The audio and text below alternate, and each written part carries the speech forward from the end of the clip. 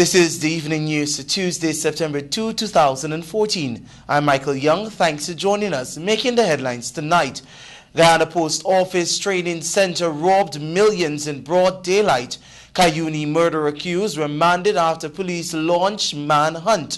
Guyana to get $9.27 billion from the EU.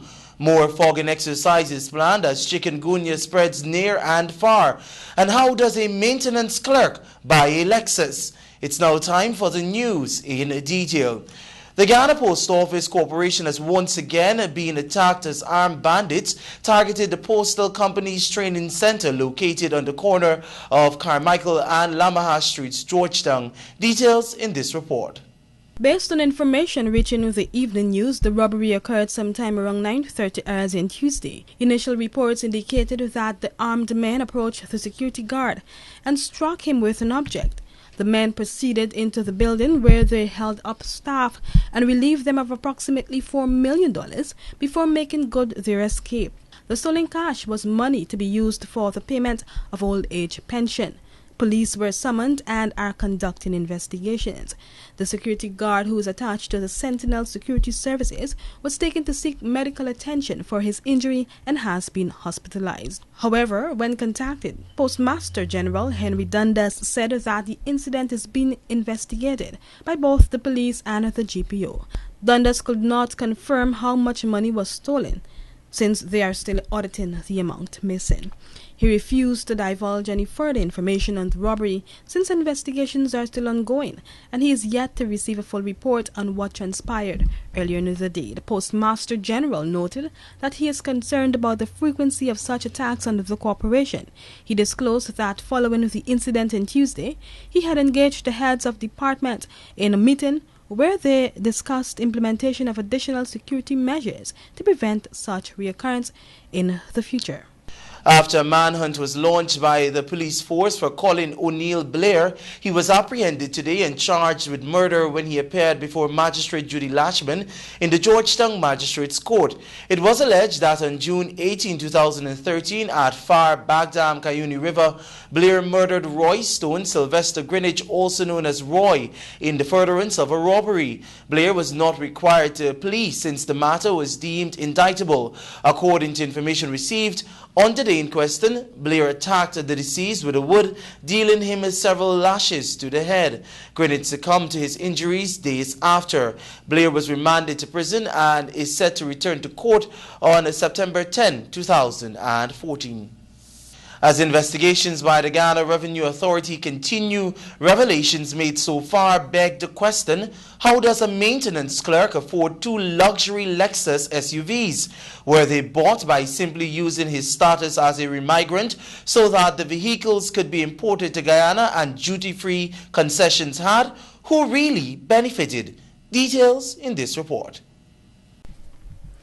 As investigations into the recently unearthed Remigrant scam continue at all levels, one must ask the question of how a maintenance clerk employed by a hospital can be able to afford a luxury Lexus L570 SUV.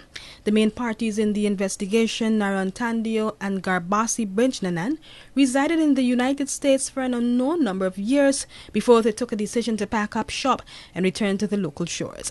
In doing so, they took advantage of a current program being carried out by the government, that is, the Remigrant scheme. Under the said scheme, the couple was entitled to duty-free concessions and other fringe benefits afforded to Guyanese returning home. It is easily discernible that the common man will look to take advantage of the program and transport all of his belongings back to Guyana with the intention of living there. Autotrader.com puts the price of the SUV at US $92,050, which is just about Guyana $18.4 million, which will mean that both vehicles cost a whopping $36.8 million. When this newscast spoke to Brinchnanan over the weekend, he had said that he got the vehicles for free. While this is the crux of the ongoing investigation, it is known that Glenn Lal, owner and publisher of the Kaiser News, and his wife Bina were the ones driving the vehicles. Meanwhile, the GRA has said that investigations are continuing at full throttle and it intends to solve the mystery. If you have a news tip or news story you would like our news team to follow, message or WhatsApp us on telephone numbers 680-9630 or 600-3117. You can also call us at our office on 231-0382 or 226-2102 or 223-7230, or you can call 223-7231. You're watching the evening news. More news after these messages.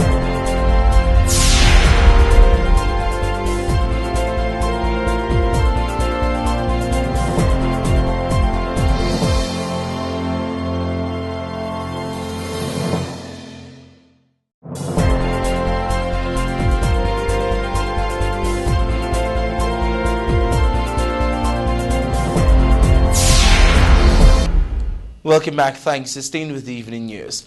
The Amerindian Affairs Ministry on Monday launched Amerindian Heritage Month as the country's indigenous peoples were called upon to sustain their culture. More details in this story. Under the theme Traditional Embodiment for Amerindian Development, Amerindian Heritage Month was launched last evening at the Heritage Village at the Sophia exhibition site. During the launch, Amerindians were urged to preserve their culture by proactively engaging in a wave of cultural enhancements. Amerindian Affairs Minister Pauline Sukai said that her government has remained steadfast by policies that seek to develop the lives of indigenous people and advance their culture. She noted that international rights activists have blamed the loss of land for the erosion of indigenous culture and traditions. However, she pointed out that Amerindians in Guyana have an upper hand on this. If we were to follow this conclusion, then Guyana's Amerindian strongest position for protecting and advancing culture remain in the hard fact that we command collectively ownership over a sizable portion of Guyana's landmass. And if this is used as a benchmark, it offers great potential for us as a people to achieve a high point in cultural development. Amerindians has traditionally been referred to as a resilient people. I believe the NTC chair also, in more than many words, referred to this. Here is the basis from which we must launch into rediscovering this characteristic so that we can move ourselves forward with greater zeal and reestablish our strong presence and positions in all sectors of this country. The chairman of the National Tushao Council spoke about the vast transformation and developments happening in Amerindian communities across the country. He noted that Amerindians always stood together in face of many challenges, and he called on them to continue working together for their betterment while at the same time being proud of their culture and heritage. We need to be proud of our culture, we need to be proud of our nation, we need to be proud of our achievement, and we must be proud of our dreams. And this can only take place if we continue to respect one another, work together. So at tonight's proceeding, I'm calling on all political parties, I'm calling on all Guyanese, whether you are an individual, whether you are an organization, whether you are what, is that we need to put our differences behind us for the sake and the betterment of our country. During the launching ceremony, there were cultural presentations by various groups, including the Masakaneri, Moraikubai, Waramuri, Surama, and Wayaka. The launching of Heritage Month saw Amerindians from across Guyana putting their arts, craft, food, and many more items on display. The exhibition begins today and will run until Saturday from 10 hours daily. There will be cultural presentation every evening. Meanwhile, the Amerindian village of Karau in the Mazaruni River has been selected as this year's Heritage Village and will be hosting the Heritage Day on September 13. The European Union has signed off £339 million in developmental programs for 21 ACP countries, with Guyana receiving $34 million. On Tuesday, the European Commissioner for Development and country representatives from 21 African, Caribbean and Pacific countries co-signed the national indicative programs under the 11th European Development Fund in Apaya. The approved £339 million will be utilized for development developmental programs during the period 2014 to 2020. Foreign Affairs Minister Kylan Rodrigues-Burkett signed on behalf of the government of Guyana during the ceremony, which took place in the margins of the UN Third International Conference on Small Island Development States. Guyana's allocation of £34 million will be channeled towards climate change adaptation and disaster risk management and reduction, which includes sea defenses. Antigua and Barbuda, Trinidad and Tobago, Barbados, St. Vincent and the Grenadines, Dominica, Grenada, St. Kitts and Nevis, Jamaica and St. Lucia were among the other Caribbean countries that signed the agreement, in addition to 10 Pacific territories. With chikungunya ravaging Guyana and parts of the Caribbean, more fogging exercises have been planned to attack vector-borne diseases in Guyana. Here are more details in this report. 16 communities are scheduled to be fogged by the Vector Control Department of the Ministry of Health as government clamps down on vector-borne diseases. Communities that are targeted for tomorrow's exercise include Kingston, Commonsburg, Lazytown, Albertown, Border, and Queenstown. Other communities on the edges of Georgetown include Bel Air, Lamaha Gardens, Kitty, Prashadnagar, and Sobrianville. The number of persons infected with chikungunya had reached a total of 580. This vector-borne disease causes flu-like symptoms along with joint pains. Anyone with these symptoms is advised to visit the nearest health facility. Liana Hopkinson, age 18, of Lot 179 William Street, Kitty, was today charged with 3 offences when she appeared at the Georgetown Magistrates Courts before Magistrate Judy Latchman. Hopkinson was charged separately for unlawful assault, assault causing actual bodily harm, and abusive language. She was granted $95,000 bail altogether for the 3 charges. She is to return to court on September 10, 2014. More news still ahead. This is the Evening News.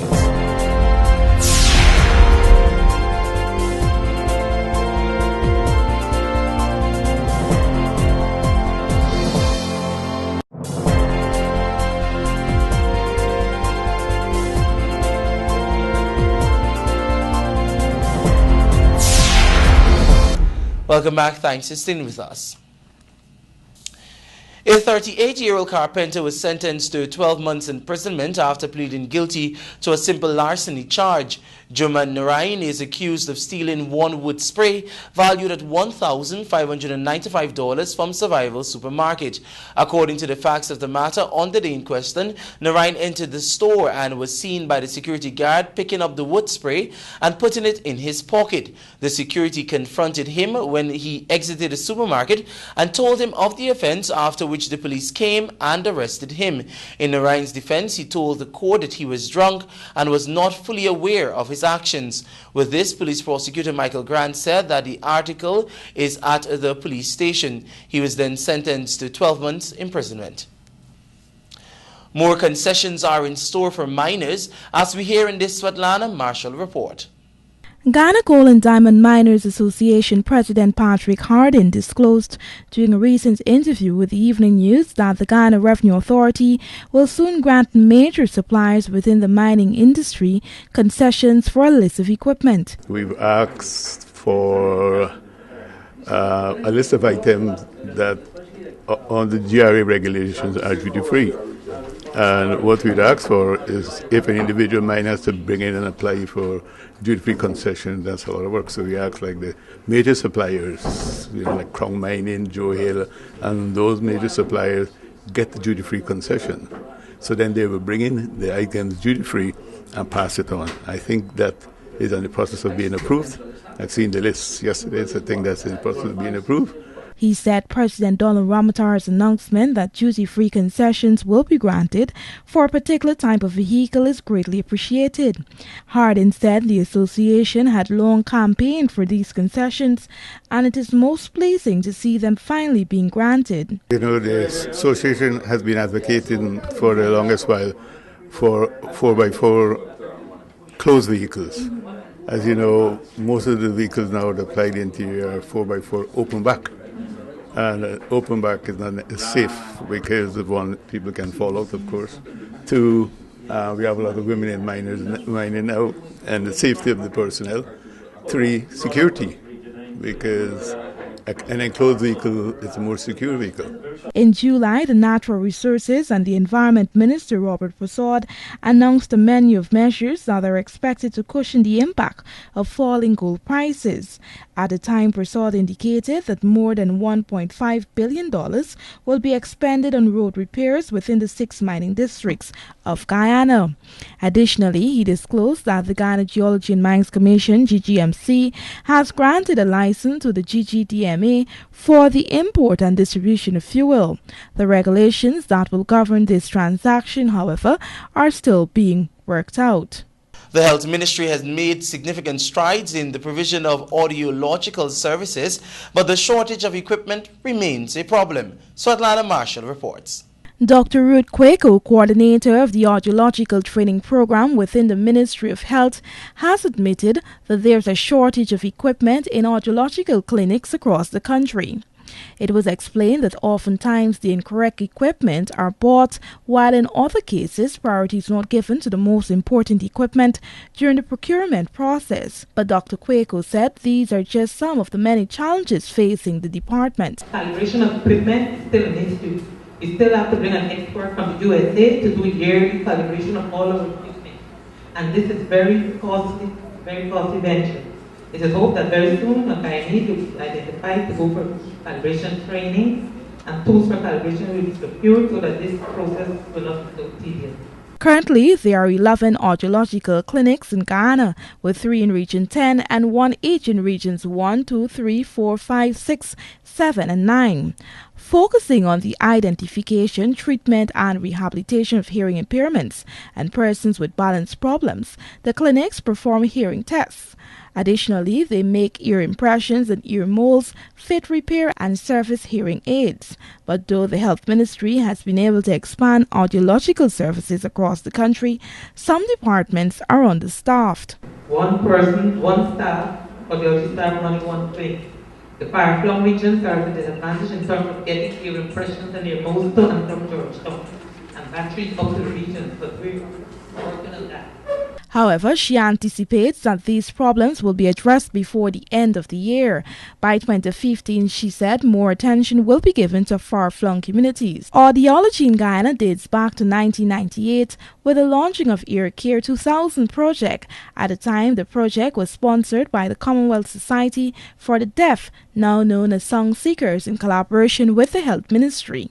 Thanks, Svetlana. In this report, we hear that the Chinese government has donated a quantity of medical equipment to the Georgetown Public Hospital Corporation. Medical equipment valued some $15 million have been donated by the government of the People's Republic of China to the Georgetown Public Hospital Corporation on Tuesday. The donation is part of the 11th Medical Chinese Brigade visit to Guyana and will assist the Chinese doctor in performing effective and efficient services to the Guyanese public. Receiving the equipment, Health Minister Dr. Barry Ramsaran said that this is an indication of the strong and ongoing relationship between the two countries. He noted that the equipment will go a long way in improving the services provided to Guyanese. Not only must we have skills and brain power, but we have to have the equipment, and good equipment. And today we're going to be receiving a small gift, a small but significant and valued gift from the Chinese medical team in Guyana. This is one of many such gifts that have been given over the past few years. It has become almost customary now in the past few years for the each Chinese medical brigade or medical team to symbolically hand over some equipment, some instruments, and we think this is a good tradition, Mr. Ambassador. We welcome it, and we have noted the good quality of the Chinese product, their longevity, their durability, and of course their good performance. Chinese ambassador to Guyana Zhang Limin also recognized the strong relationship between the two countries. 我刚才说的经济援助也好，这个医疗卫生事业派遣医疗队的这些援助也好，都是这个中规两国友谊的见证证明。 All these donations or the dispatching of these medical teams is a good example of the good friendship between the two countries. 我相信，第11期我们医疗队的全体队员也会像以前一样，继续为当地医患者服务好。I believe that the team members of this 11th Brigade will do their best to serve Guyanese people. Meanwhile, Director of Medical and Professional Services of the GPHC, Dr. Sheikh Amir, noted that over the years the size of the Chinese delegation has increased. He pointed out that the equipment donated cover areas beyond what the doctors in the Chinese brigade are specialized in. I had a look at some of the inventory that is being donated, and a lot of the supplies do not necessarily fall into the area of our hospital services that we have Chinese medical personnel. So it's not just where they are working, but it's looking at the hospital as a whole. And that for me is very significant. The equipment donated includes ophthalmic micro-units, dermatone and electric aspirator. Reporting for the Evening News, Vanu Manakjan. Your regional and international news are next. Stay with us.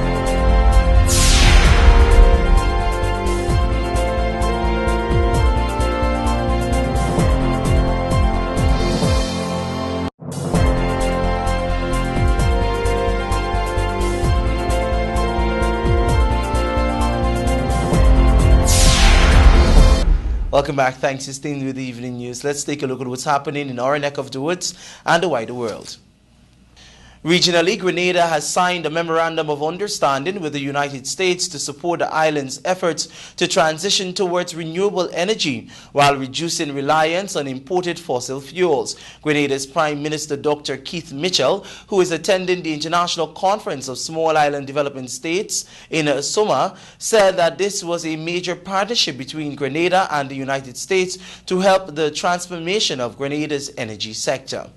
Now, internationally, colorful floats, elaborate costumes, politicians and merrymakers filled the streets on Monday for the annual West Indian Day Parade, a Caribbean celebration and political C and B scene event that was marred by a fatal shooting nearby before the official festivities got underway. The parade, one of the city's largest, has been scarred by violence in recent years. Hours before the parade stepped off, a career criminal who had recently been paroled opened fire on a crowd of people who had already begun parade festivities in Brooklyn. Police Commissioner William Barton said a 55-year-old man was killed and the suspect was taken into custody. Last year, 2 people were fatally stabbed at the parade and a man was shot to death in 2011. The mayor defended the importance of the parade despite the violence that has often surrounded it. It's now time for a look at your bridge reports. The Demerara Harbour Bridge is expected to be closed from 11 hours on Wednesday, September 3, 2014, for a period of 1.5 hours. The Burbis River Bridge is expected to be closed from 10 hours 15 on Wednesday, September 3, 2014, for a period of 1.5 hours. Join us on the other side of the break for your sport news.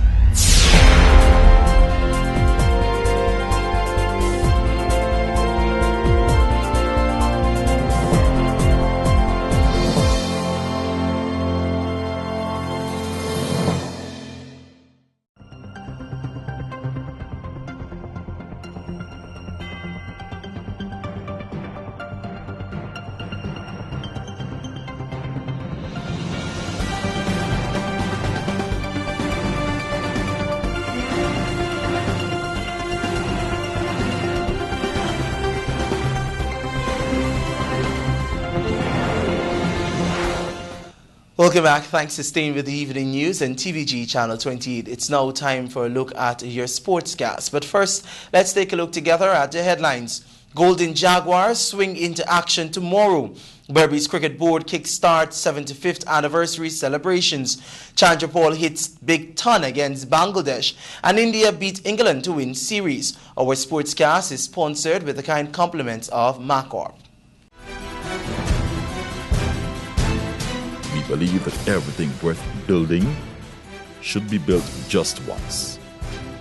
That is why we build on culture, on trust, on integrity. We exist to do more, better, faster, safer. Your success depends on the foundation it's built on. Everything we do is meant to move you forward. Macor, let's build Guyana together. It's now time for a look at the sport in detail. Veteran left-hander Shiv Chandrapal issued a stern warning to Bangladesh ahead of Saturday's start of the first test when he hammered a top-class 100 in the warm-up game on Monday. The West Indies batsman carved out a brilliant 183 as St. Kitts and Nevis and Bangladesh played to a predictable draw on the final day of the three-day game at Warner Park. Resuming the day on 232 for 4, St. Kitts were eventually dismissed for 399 in response to Bangladesh's first innings of 377 for 7 declared. The first test is set for at Amos Value in St. Vincent. President Donald Ramatar and Sports Minister Dr. Frank Anthony have hailed the contribution of Berbice cricket to the development of the game at the national level. Politicians were speaking at the ceremony to usher in the Berbice Cricket Board's 75th anniversary celebrations on Sunday night. Avinash Ramzan filed this report. Delivering feature remarks at the ceremony, which was held at Rose Hall, President Donald Ramatar reminded the gatherings that cricket is part of the fabric of the Guyanese society and is enshrined in the culture of the country. The head of state further stated that cricket can inspire a nation. Cricket itself inspired so many things in our country, and cricketers have grown more than just being merely cricketers, but they've grown to be role models in our society for a lot of young people to follow. Ramatar also spoke of the changing face of the game with the introduction of T20 cricket and the large influx of cash that is floating around.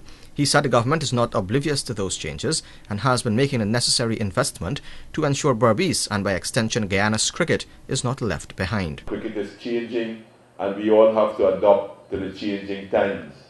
And that is why we have been investing in cricket in the region. The lights that were established in Albion was to ensure that this area, which has shown such great potential in producing top-class cricketers, that they will be also be ready to produce top-class cricketers for this form of the game, which clearly shows that it is here to stay. And I must mention that you have had lights installed here at the Albion Sports Club before some countries in the Caribbean, including big countries like Jamaica. Sport Minister Dr. Frank Anthony, in congratulating the Berbice Cricket Board on the important milestone, said all Berbicians should be proud of the county's cricketing history. You in Berbice, you have a lot to be proud of, the heroes of Berbice. A lot was mentioned, Rohan Kanai, Ivan Madre, Basil Butcher, and so forth. You have a lot of heroes.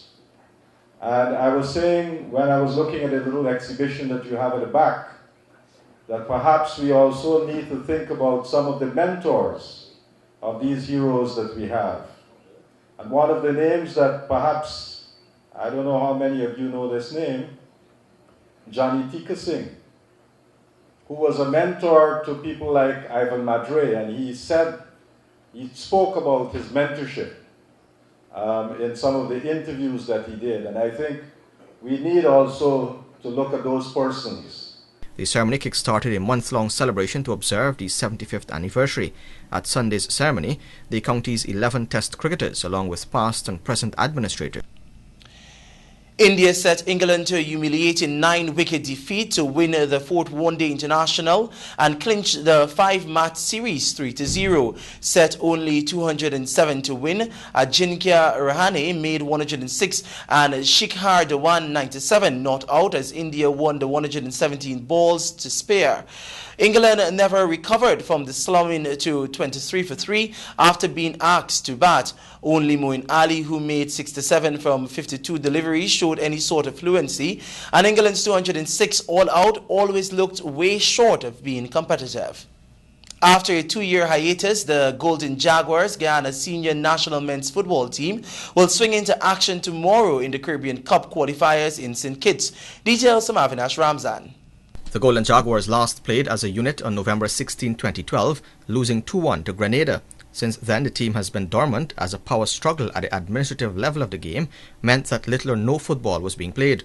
In fact, the team was only recently selected and has been completely revamped with strictly locally based players making up the travelling contingent for the 3 games in St. Kitts. The Guyanese, drawn in Group 6, are down to face Dominique on Wednesday, St. Lucia 2 days later, and St. Kitts and Nevis on Sunday. The squad includes 2 goalkeepers, 6 defenders, 5 midfielders and 5 forwards. Defender Walter Moore is the most experienced player in the squad, having previously represented Guyana at the highest level. The squad is Oswald Cornett and Derville Stewart, the goalkeepers, Stefan Ramsey, Walter Moore, Quincy Adams, Adrian Adonis, Joshua Brown and Trevon Litchcott, the defenders, UC Phillips, Jahal Graves, Ian Allen, Mark Jalu and Jamal Harvey, the midfielders, Delwyn Fraser, Delroy Fraser, Shaquille Agard, Clarence Huggins and William Europe are the forwards. The management team comprises manager Carlos Bernard, the head coach Denzel Thompson, physical trainer Jermaine Craig, assistant coach Dwayne Bob and the physiotherapist Lucretia Abiola Blair. Currently, Guyana is ranked 153 in the world, and a good showing over the next 5 days will guarantee a move up the rankings. Thanks, Avinash. That has brought us to the end of the evening news for today, Tuesday, September 2, 2014. Please remember to get a copy of tomorrow's edition of the Guyana Times for details of these stories and others. I'm Michael Young. Thank you very much for joining us. Do have a good night. Goodbye.